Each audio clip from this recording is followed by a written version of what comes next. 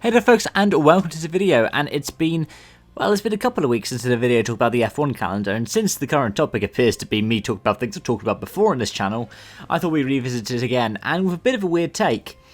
We've seen a provisional WRC calendar just in the past week now, only just. So, what I wanted to ask is, what can that teach us about something like Formula 1? I'm also going to suggest other things like maybe Formula E, maybe even things like the WEC. Well, what it can teach us is that we could expect 2021 calendars to have backups.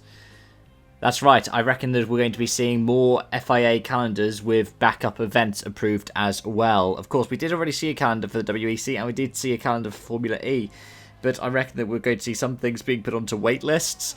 A bit similarly to how Formula E had a lot of things run around Tempelhof over the summer, they might look at things being run out of a single location. Or otherwise they might look at locations that are a bit more remote. I reckon with Formula 1 though, it's going to be a bit different.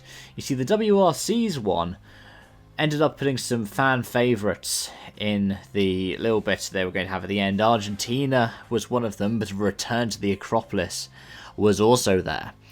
I reckon that it's quite likely that F1 might do a similar thing.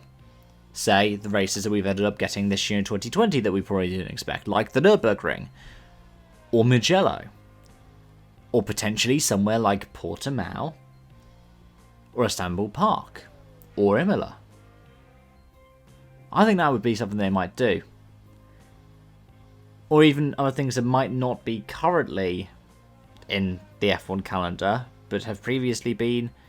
So not just the 2020 odd ones. Maybe a Hockenheim, for example.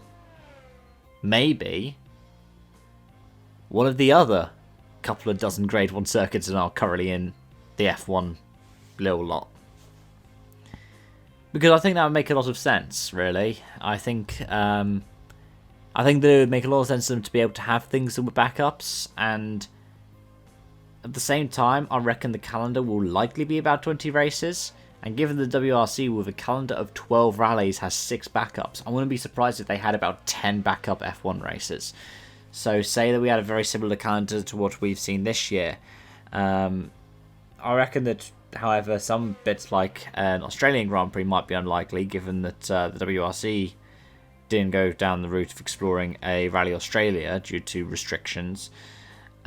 So I reckon that an Australian Grand Prix might not run. Potentially nothing in China or Vietnam. It just depends on how the situation is closer to these races.